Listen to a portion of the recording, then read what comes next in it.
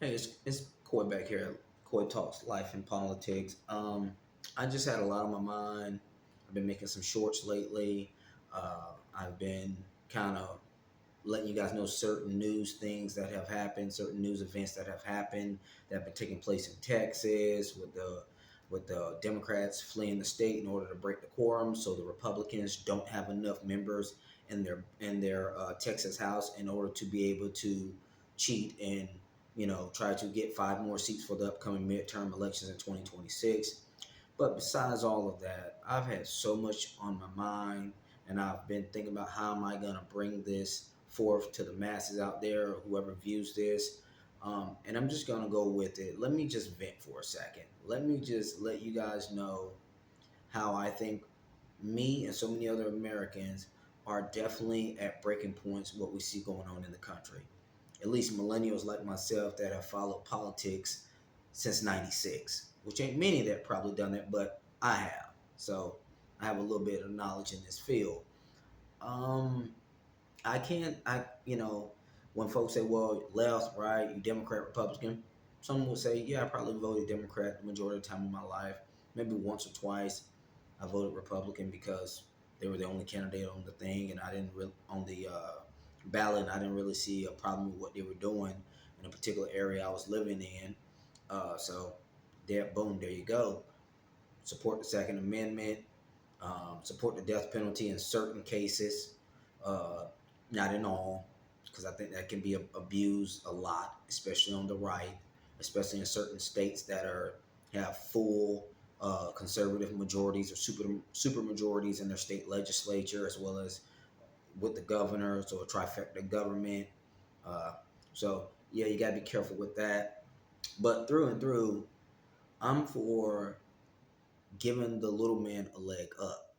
No, I don't want the little man to be able to just abuse the safety net. Obviously not. But you're going to have that in providing a safety net for the people that actually need it, the people that do need to get back on their feet, so they can pull themselves up by the hold on by their bootstraps, like Republicans love to say, pull yourself up by your bootstraps. What if I ain't got no shoes on though? See, and that's why I can't be a Republican. Anyways, because I have a heart, I care about the next man. I'm a Christian. Being a Christian, you're supposed to be Christ-like. So being a Christian does not mean that you say, yeah, get these illegals out of here. Yeah, they're illegals. And you say you're Christian, and they always say, what would Jesus do? Would Jesus honestly say, let's round up these illegal immigrants, which they're actually undocumented. Let's round up these undocumented immigrants and let's send them off to this country, that country, wherever. It doesn't matter. Let's not give them any due process. When they're coming out of their immigration hearings, let's just round them up right there, no matter what. I don't have that particular heart in order to be able to see that what's going on and just okay that. Just because I consider myself, somewhat religious. Maybe not the most faithful, but definitely in that sphere of believing in God. So when I see that the party that claims to be religious, that claims to be the party of family values, that claims to be pro-life, and I see them pass bills like the big horrible, terrible, ugly bill, or and the right would say the big beautiful bill, I, I'm troubled by that. I'm troubled by that because then when other people, you tell them, yeah, I'm Christian, all that, they automatically assume that, oh, you're on that side. You're okay with undocumented immigrants getting rounded up with no due process and then being tossed wherever, in my opinion, based on what all the news sources that I've seen, you know, it's very clear. Um, you are okay with in that particular bill as well, because that bill also gave ICE even more money to be able to round up more people.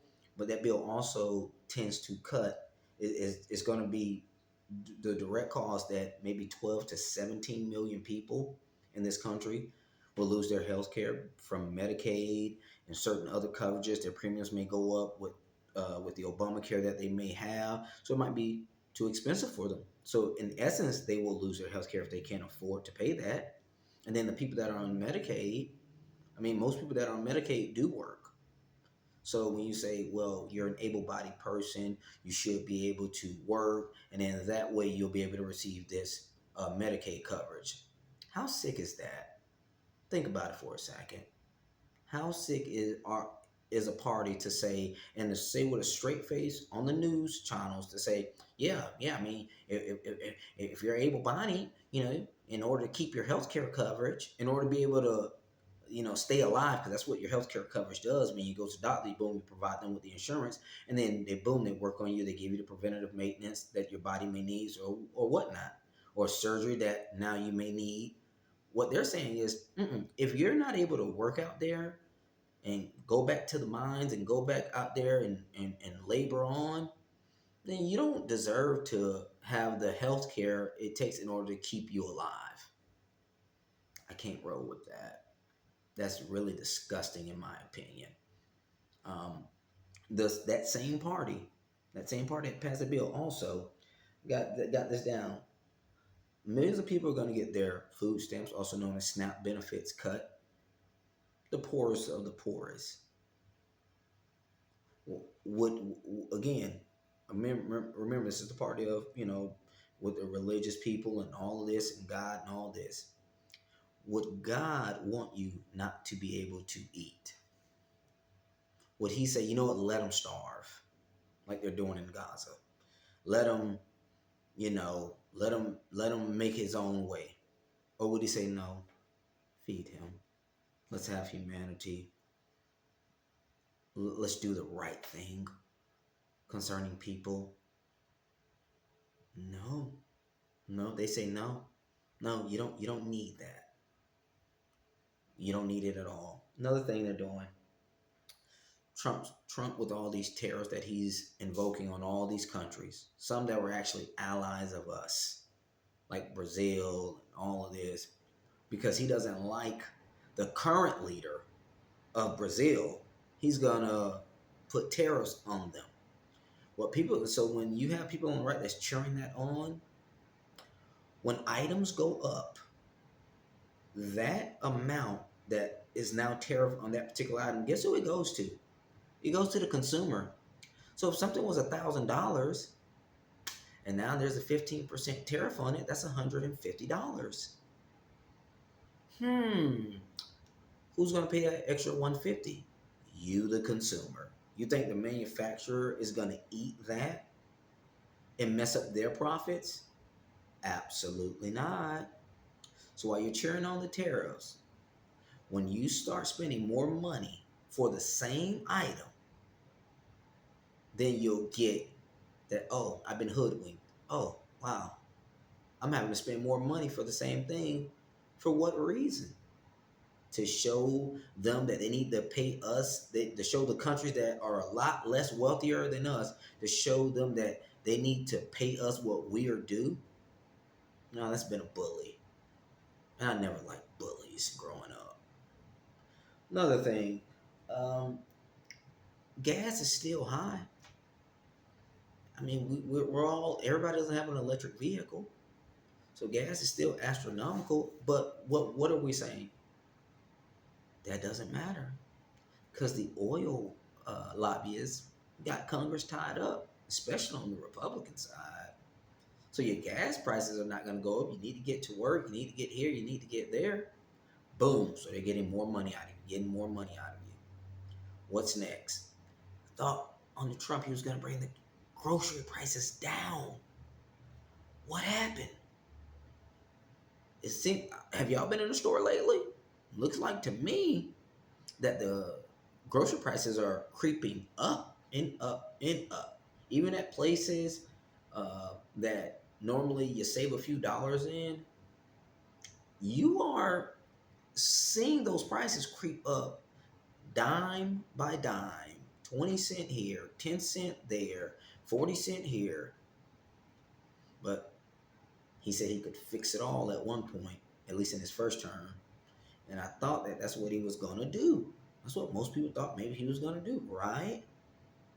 Unless you are, living in a cave somewhere and don't realize that the guy has told so many lies, even to his own voters, so many lies over the years that what can you believe? And it's not me calling him a liar. These are these are like fact check things that people have done with him in real time, and kind of embarrassed him at times when they fact checked him, and he wasn't too happy about it. So another thing, um, what's going on in this country and why I'm so just troubled. You have political parties, and I want to be very clear when I say political parties. You have the Republican Party is looking to use authorities as their little strong arm. They activated ICE in order to be able to, if you look this way, you look that way. Oh, let's just round you up. These are dangerous times. These are unprecedented times. And some would say fascist time period is starting here in America.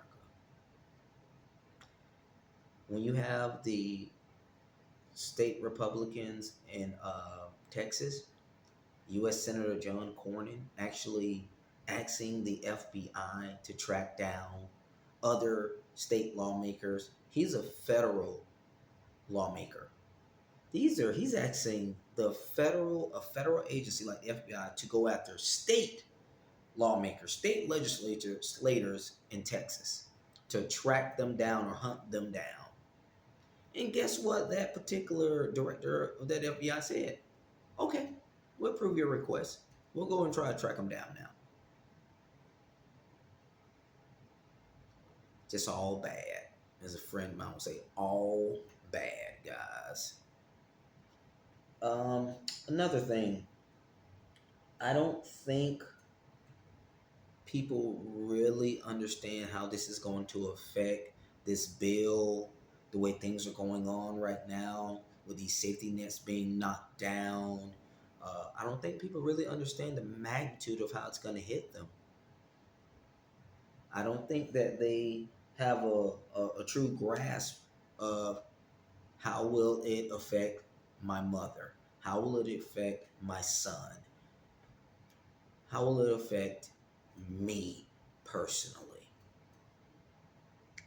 At the end of the day, I'm seeing here that this particular government, in my opinion, is actively working to make the working class, the middle class, the poor even less wealthier, even less, excuse me, how could I put this? It seems that they are trying to make people even more poor. So if you're middle class, they're trying to put you into the working class poor. If you're working class poor, they're trying to get you out of the working class poor and into the poor section to where you're literally under the poverty level. I think a lot of people should be troubled by that. When also with that Medicaid coverage and losing that coverage, a lot of people don't understand. See, majority of that's not gonna take place immediately. A lot of those cuts are gonna come in after the midterms. That's the way the Republicans. That's where they maneuvered it to have a lot of these cuts take place in 2027 and 2028. So that way you can think, oh, if the Democrats do take the House in the midterms in 2026 and you just lost your coverage, maybe it was them that did it. So then that way in 2028, they get back the House or the Senate and they keep the White House. You gotta understand the game that's being played. A lot of people are not aware of politics and the way politics affects their life, but it affects it in almost every aspect. Going back to the gas, the oil lobbyists, they lobby the Republicans to don't put in any as few clean energy things as keep it going the status quo. Who does that affect when they're able to do that? It affects you, the consumer at the gas pump. When they say, yeah, let's cut all this funding from these food stamps. If you're under the poverty line, especially, and you don't vote, who does that affect? Those particular politics. Who does that affect? It affects you. If you're on Medicaid, but you don't vote because you don't see how the way politics affects your life. If you're on Medicaid and you don't vote, and now in this bill, they plan to literally cut $1 trillion out of the funding for that.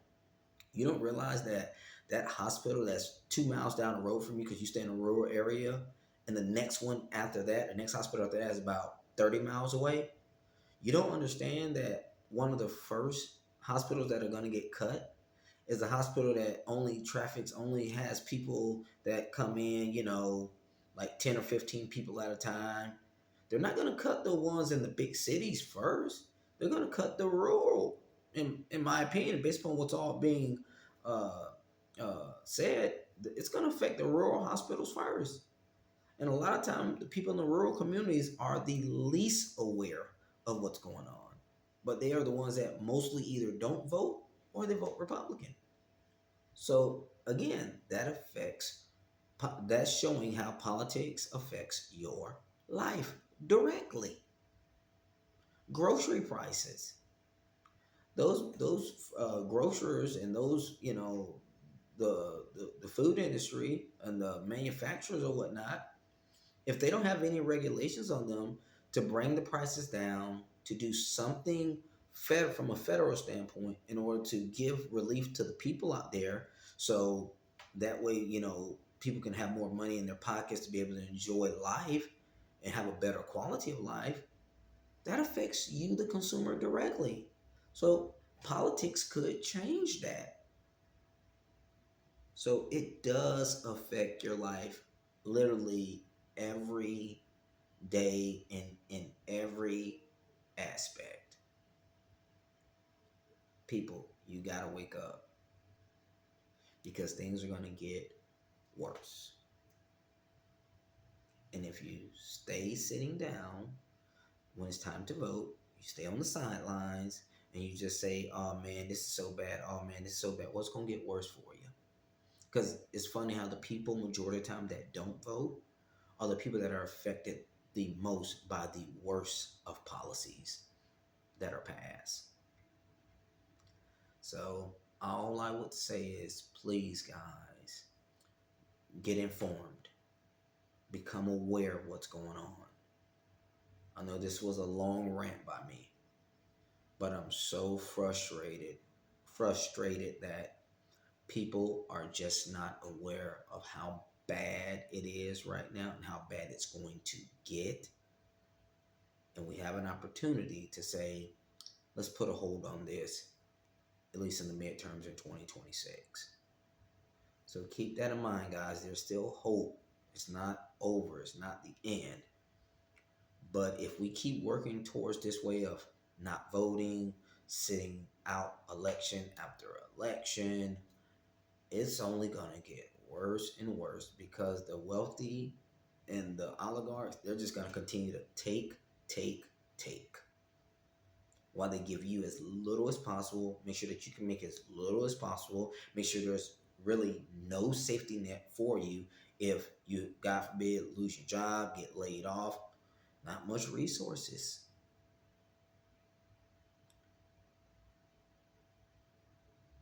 Wake up. It's not about being woke. It's about being aware. Love everybody. I know everybody's not going to agree with me. I know I have the trolls that if they actually happen to listen to some of this video, they'll get in my comments. Hopefully I'll have people that will see this and say, wow, I didn't know exactly how politics affects my life. I'm going to at least register to vote, and I'm going to tell a friend, I'm going to tell a family member, and I'm going to get out there and I'm going to vote. Because I can vent like this, and I can say how bad it is, how bad it's going to get, but I vote in every election.